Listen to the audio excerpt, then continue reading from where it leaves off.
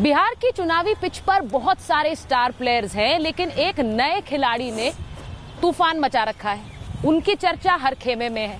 मैं बात कर रही हूँ पीके की, यानी प्रशांत किशोर की। प्रशांत जी, बहुत बहुत स्वागत रिपब्लिक भारत पर आपका। Thank you. आपकी सभाओं में बहुत भीड़ आ रही है। आपकी चर्चा आरजेडी खेमे में भी है, आपकी चर्चा बीजेपी खेमे में भी है। लेकिन जिन लोगों से आप मिल रहे हैं, जिन लोगों से मुलाकात कर रहे हैं, वो क्या कहते हैं आपसे? वो सिर्फ एक ही बात कह रहे हैं, वो बिहार में बदलाव चाहते हैं। अच्छा। भीड़ प्रशांत किशोर की वजह से नहीं आ रही है, भीड़ जनसुराज की वजह से नहीं आ रही है, भीड़ उस 30 बरस की मजबूरी की वजह से आ रही है, जिसमें कि लोगों को लालू जी के डर से नीतीश और मोदी के डर से लालू को वोट देना पड़ता रहा है। अब उनके सामने एक नया रास्ता, नया विकल्प दिख रहा है, जिसका नाम है जनसुराज। उनको दिख रहा है कि उनके बच्चों के लिए भी पढ़ाई और रोजगार हो सकता है। उनको दिख रहा है कि बिहार से भी पलायन बंद हो सकता है और बिहार भी अन्य राज्यों की तरह देश में तरक्की वाले राज्य बन सकता है। आप हर जगह ये कह रहे हैं कि एक ही समीकरण है बिहार में और वो बदलाव का समीकरण बिल्कुल। है। तो ये बदलाव आपको नहीं लगता है कि हर जो नई पार्टी आती है वो यही बात कहती है कि बदलाव होना चाहिए? बिल्कुल ठीक बात है। हाँ। लेकिन जो बिहार में यूनिक है कि 35 बरस से हाँ। लालू नीतीश हाँ। यही चल रहा है। सही बात। और लोग उनको हटाने की कोशिश करते रहे। ये लोगों का भ्रम है कि लोग लालू नीतीश को चाहते हैं। आपके दर्शकों के लिए बता दूं, लालू यादव को बिहार की जनता ने सिर्फ जीवन में एक बार 1995 में चुनाव जिताया। तब से लोग उनको हटा के ही रखे हैं या हटाने की कोशिश कर रहे हैं। उसी तरह नीतीश कुमार को सिर्फ 2010 में एक बार 117 सीट मिला। बाकी समय लालू यादव कांग्रेस की मदद से और नीतीश कुमार भाजपा की मदद से सरकार में बने हुए हैं। कोई बड़ा प्रयास हुआ नहीं है, कोई नया विकल्प जनता को मिला नहीं। अब जनता को दिख रहा है कि पहली बार 243 सीट पर एक जनता के द्वारा बनाया हुआ विकल्प, ईमानदार विकल्प जनता के सामने है, तो जनता अब उनके साथ जाना चाहती है। देखिए, मैं तो इसलिए ये चाय पर चर्चा कर रही हूँ क्योंकि आपने तो बहुत रणनीतियां बनाई हैं प्रधानमंत्री नरेंद्र मोदी के लिए, आपने रणनीति बनाई नीतीश कुमार के लिए, आपने रणनीति बनाई है ममता बनर्जी के लिए, स्टालिन के लिए। वो रणनीति बनाते बनाते क्या आपने अपनी जीत की रणनीति तैयार कर ली है? बिल्कुल ठीक बात कहा आपने। रणनीति बनाते थे, रणनीति ही बना रहे हैं। अब नेताओं और दलों का रणनीति बनाते बनाते अब तय कर लिया कि बिहार की जनता का रणनीति बनाना है, बिहार के युवाओं का रणनीति बनाना है, बिहार के उन बच्चों के लिए रणनीति बनानी है जिनको मजबूरी में अपने परिवार का, अपने बच्चों का पेट पालने के लिए 10-12 हजार रुपए के लिए दिल्ली, बॉम्बे, कोयम्बटूर जाना पड़ता है, गाली सुननी पड़ती है। अब रणनीति हमने वो बनाया है कि उन बच्चों को छठ के बाद बिहार से बाहर नहीं जाना पड़ेगा। जब आप रणनीतिकार होते हैं किसी के, तो आप उनके बहुत करीबी व्यक्ति होते हैं, तो आप उनकी स्ट्रेंथ्स भी समझते हैं, आप उनकी वीकनेसेस भी समझते हैं। ऐसा व्यक्ति अगर प्रतिद्वंदी बन जाए, जो आप बन गए हैं, तो बहुत बड़ा खतरा होता है। अब खतरा जिनको होगा वो होगा। किसको होगा? लेकिन जिनकी रणनीति हम बना रहे हैं उनको जीत मिलती रही है। तो इस बार बिहार के युवा जीतने जा रहे हैं, बिहार के बच्चे जीतने जा रहे हैं। और मैं आपको दावे के साथ कह रहा हूँ, बिहार के लोगों को बिहारी कह के अपमानित करना, गाली देना, हंसी मजाक उड़ाना, ये हिस्ट्री बनने जा रहा है।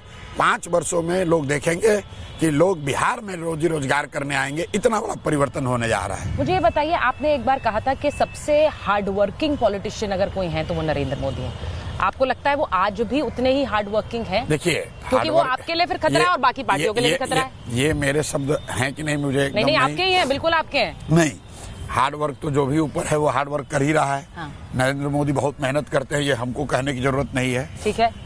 बिना स्ट्रेटेजी के, बिना किसी प्रयास के, बिना किसी सोच के हार्ड वर्क अपने आप में एनफ नहीं है। नहीं, तो वो जब चुनाव जीते तो वो सोच उनकी नहीं थी, वो सोच आपकी थी। आप नहीं, कह रहे हैं? नहीं, ये नहीं कह रहे। चुनाव तो हमेशा नेता ही जीतता है। चुनाव पार्टियां जीतती हैं, चुनाव कार्यकर्ता जीतता है, चुनाव समर्थक जीतते हैं। ठीक है। हमने तो हमेशा ये कहा है कि हम लोग जैसे लोग तो चुनाव जीतने में थोड़ी बहुत किसी की मदद कर सकते हैं। ये तो मीडिया के शब्द हैं कि आपने जिताया, आपने हराया। हम लोग तो आप मान रहे हैं आपने नहीं जिताया नरेंद्र मोदी? किसी को नहीं जिताया। आपने ममता बनर्जी को भी नहीं जिताया, आपने नीतीश कुमार को भी नहीं जिताया, तो क्रेडिट आपसे वापस ले लें। बिल्कुल, कोई क्रेडिट हमने कभी मांगा ही नहीं है।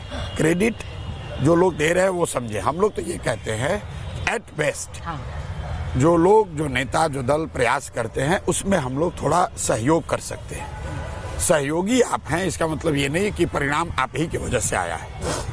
अच्छा, मुझे ये बताइए, नीतीश कुमार के साथ आप रहे, उसके बाद आपने जेडीयू भी ज्वाइन करी थी, लेकिन अब अगर नीतीश कुमार के लिए आप कहते हैं कि उनका समय खत्म हो गया है, तो क्यों आप ऐसा कह रहे हैं? क्योंकि वो हर आदमी का नहीं, वो स्वास्थ्य की वजह से है या उनकी मेनली स्वास्थ्य है। हाँ, मेनली स्वास्थ्य है और पिछले 5-7 वर्षों की राजनीतिक हाराकिरी है। हाँ, दोनों बात है। ठीक है।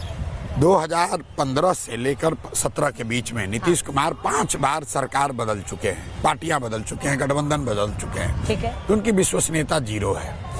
नीतीश कुमार जो 2005 से यहाँ मुख्यमंत्री हैं, उनके मुख्यमंत्री 20 साल के काल को आप 2 भाग में देखिए।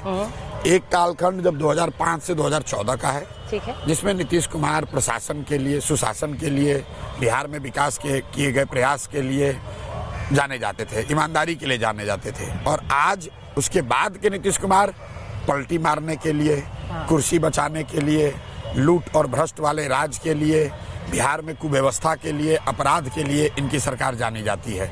तो 14 के नीतीश कुमार और 25 के नीतीश कुमार में फर्क है। ये राजनीतिक 14 से 25 तक भी उन्होंने कई बार पलटी मारी, लेकिन यही तो लोगों ने पलटी नहीं मारी है। बिल्कुल मारी, लोगों ने पलटी मारी। अब फिर यही आप लोगों को ध्यान नहीं रहता है। बता दीजिए कैसे।